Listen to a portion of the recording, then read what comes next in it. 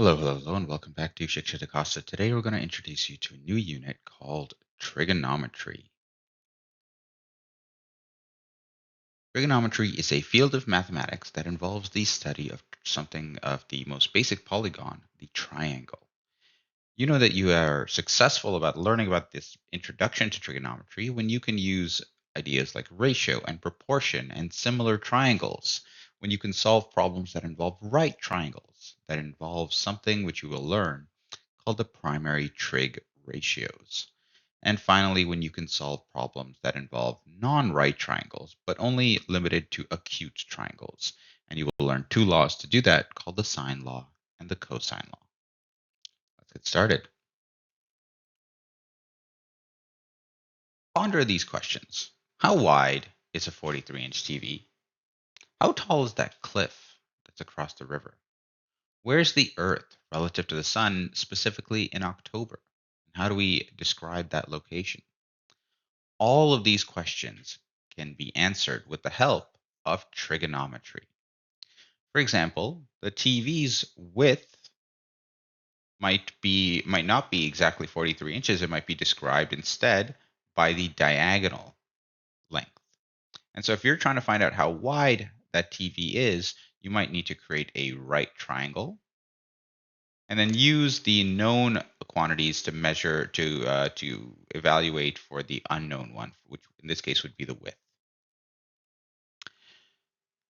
If you're looking across a river, you might even measure the width of the river, which you can't actually, walk across, by using a right triangle, by measuring a side length that you do know, an angle that you do know, and using that to find out the exact width. And then using that, you can even measure the height of a cliff that is opposite you.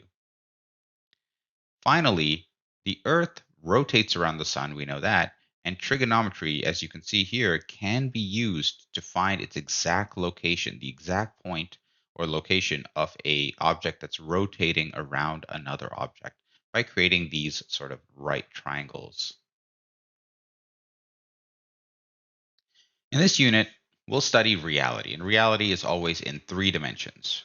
So a 2D shape like a triangle can actually help us with that by placing one triangle on top of another or orthogonal to the plane that the other triangle is on.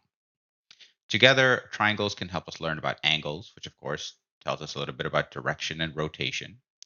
And every triangle that you study actually has 6, I'll call them elements. So there's 1, 2, 3 sides and 1, 2, 3 angles. And generally speaking, as long as you know at least 3 of these 6 elements, you can find out what the values of the other 3 are. In this unit, we're going to learn how to do that. And we're going to go all the way up to acute triangles.